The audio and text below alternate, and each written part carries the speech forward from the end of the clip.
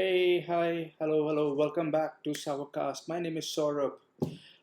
First of all, a very happy Ganesh Chaturthi to everyone who's watching this video and to everyone who's not watching the video. well, पप्पा आ गए घर पे सबके विघ्नहर्ता आ गए सबके घर पे तो ऑब्वियसली अभी जल्दी से जल्दी हम लोग ये प्रे कर रहे हैं कि कोरोना भी हमारे देश से हमारी दुनिया से जल्दी चली जाए. Secondly, I'd like to thank everyone who watched my first introduction video. It was my first attempt. It was just a small introduction video that I made, and I had an amazing response from everyone. Dil se, I'd like to thank everyone who has watched and subscribed. And if you still haven't watched or subscribed the video and the channel, please subscribe. Help karegi mujhe. And if you see that small घंटी का icon, press it. बहुत सारे लोगों के suggestions भी आए. I spoke to a lot of people. People have called me up, telling me what needs to be done and what should be done to make my videos more interactive. I've taken everything into consideration, and I'd like to thank everyone who has come up with such feedbacks. Overall, this week has been good. Not in terms of corona, because my city has been ravaged. People don't understand why we need to take care of ourselves. We should not be going out, and unless and until it's very necessary. Sorry, just hold on. So, what needs to be done? What has to be done? People are still not getting the idea of why we need to take care of ourselves, maintain social distancing, avoid going out unless and until it's very necessary. Well, बाकी सब तो ठीक है. Let's get on with the topic of the day. So, आज के topic के बारे में बात करते हैं. आज का टॉपिक है education, Hinduphobia, and how the present education system is actually infecting and corrupting the young minds. Why have I chosen this topic, and why not any other topic like Sushant's case, या फिर politics? Because I think all the other people are already talking about it. मैं जो बोलूँगा शायद वो कुछ value addition नहीं रहेगा with what already others are talking, और फिर जो उनकी जो पॉइंट ऑफ व्यू है, most of them have their own points of view. किसी के साथ मैं एग्री करता हूँ, किसी के साथ नहीं करता हूँ. For me this topic holds more importance in my life, because education has and should never be taken lightly. And what happens in the formative years of a child, and what the child is taught in the formative years, stays with the person for the rest of their lives. Someone actually said that when you teach history in a school, it's more to do with a political agenda. It's only when the person is grown enough and has an interest in history, and when they start doing the research and go to the libraries and they start studying the actual history, that's the time they actually start learning, or learning and knowing about history. But as of now, if you're in a school and if you're being taught certain history, certain points in history, that's more to do with the political agenda of the government. So let's begin with today's topic, education in India and how I look at it. First of all, let me just mention one name which has been very active in terms of making sure that the misinformation campaign that has been going on since 2006 should be curtailed, should be fought. And the person's name is Neeraj Atri ji.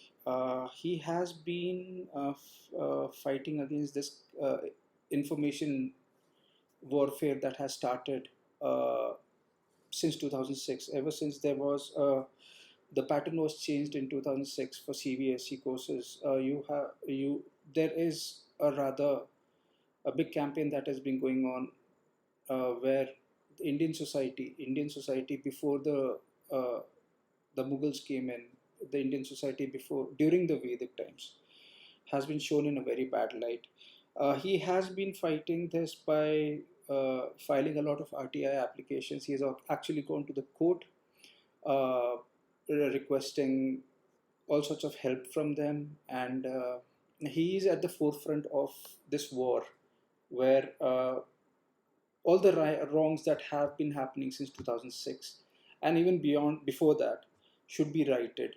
So again, this video is just to spread his good word, and the fact that his work actually echoes my sentiments, where why our education system should be reformed and why is it in need of such a big reform, an immediate reform.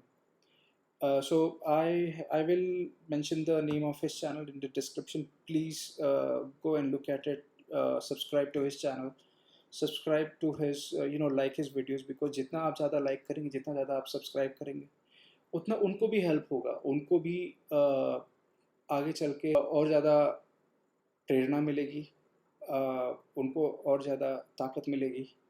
So let's begin. First of all, let me just ask you one simple question. Whenever you speak to anyone who is in their teens, who did the British take over the rule of India from?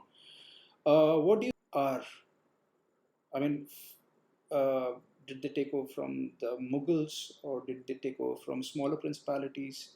Did they take over from Marathas? Did they take over from someone from the south? क्या था? So if you think that you know the answer, just I'll give you 10 seconds. And the second question that I'm going to ask you guys is, at the time when the British actually took over India, which was the largest empire in India, and where did it span from to? What was the span of that empire? Was it just north to south, from Kashmir to Kanyakumari? Was it from Kabul to Myanmar? Guess कीजिए आप लोग. Let me know in the comments uh, who had the largest empire and who did the British take over the Indian Empire from. Right. So आपने, I hope you guys have written, or at least you have answered in your mind that I mean, who did British take over the empire from? If you came up with an answer like Mughals, I would say you're wrong. If you'd come with an answer which says a lot of princely states, smaller princely states, then again you're wrong. It's actually the Maratha Empire, and whoever has come up with an answer of Maratha Empire, congratulations. At least you know your history well. Let me just give you an idea of why I say that this is a misinformation. Let me just begin with saying that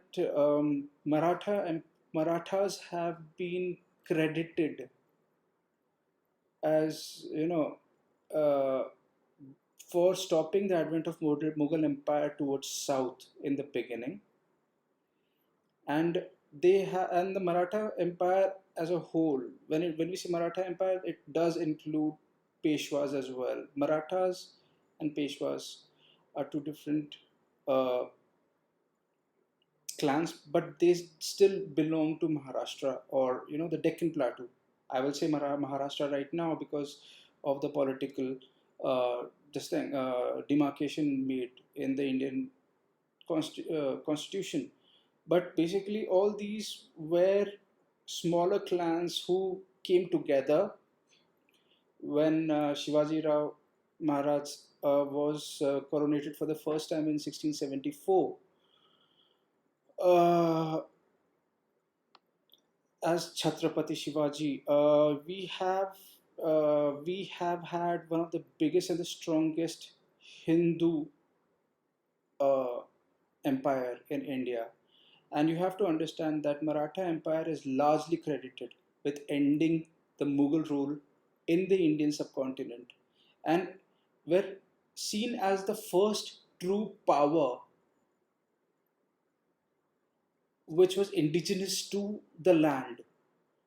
When I say indigenous to land, it's not that Mughals were not, but they, at the end of the day, they were these barbaric hordes who had come down from Central Asia. Even Babur, when well, people say that he's the first king of the Mughals. When he died, when he wanted his last resting place to be decided, he went back to Central Asia. All the other tombs were actually built in India because they had nowhere else to go.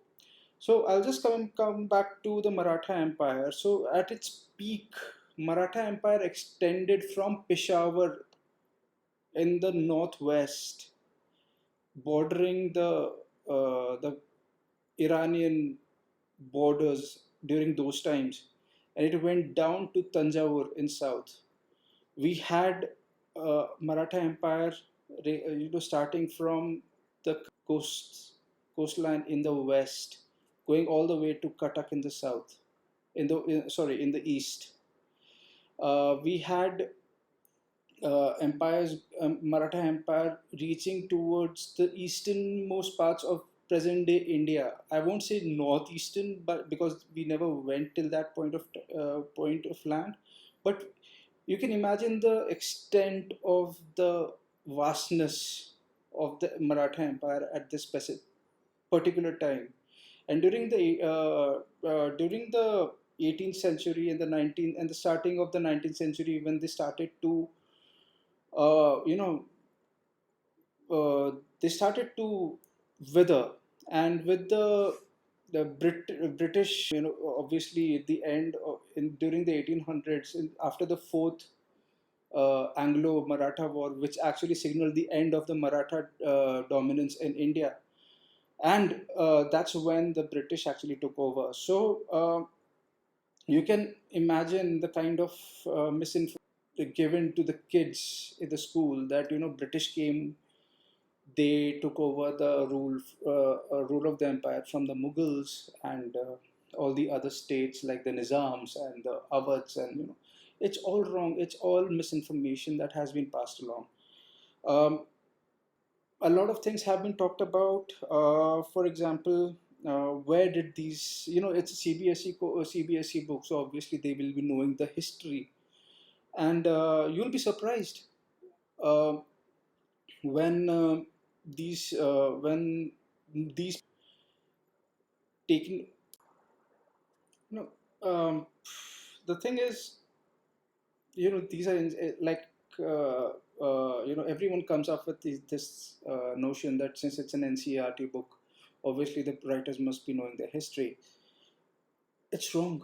I mean, most of the RTIs that were done on the history books by Atriji and a lot of other people, the most of the replies for the RTIs that were given by NCERT and the authors were, we don't have any historical documentation of what we have written in the history book, or there is no historical evidence to prove what we have written in the history textbooks. So when you don't have any historical evidences, where is this idea of barbaric India coming from? Where is this idea of an unjust society coming from? Where is this idea of demonic Hindus coming from? Where is this idea of unjust society coming from? And when the writers were asked this question, they said, "Well, we have studied the translation of the Vedas, which was the translation was actually done by a British scholar." Okay, so now again, I will hold my reservations over here, and you can hold your reservations as well. But tell me one thing: if unless and until a native Sanskrit scholar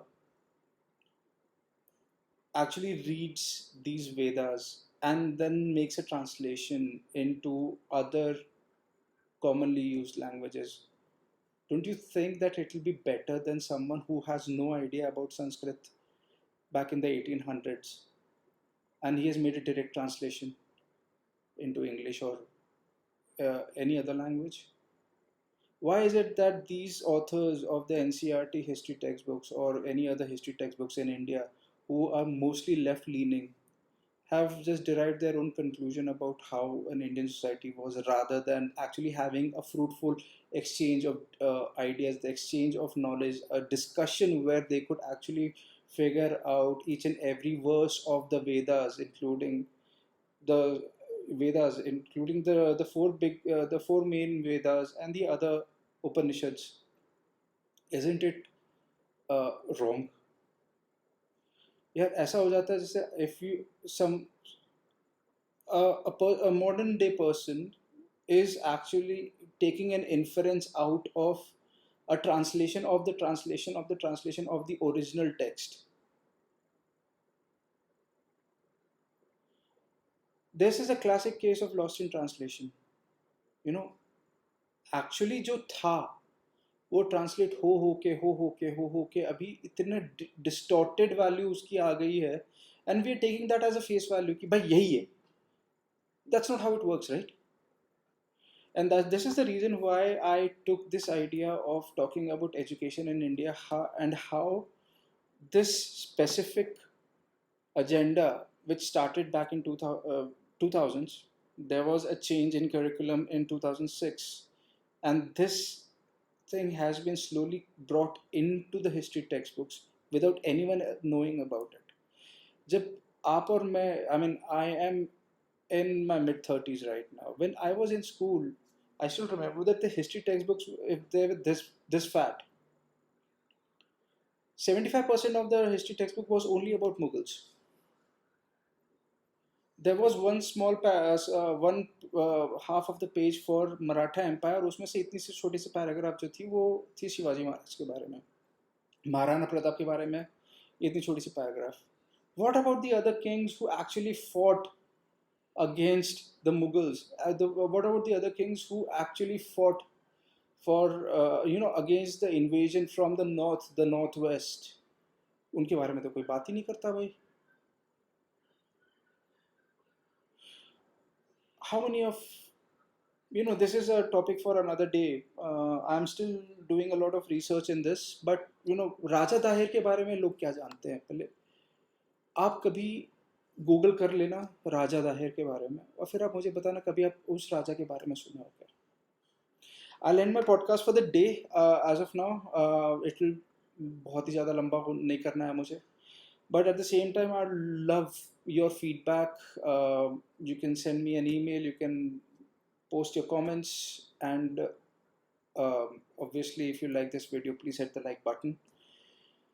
And I'd love it if you subscribe to my channel. It'll help me. It'll help me grow.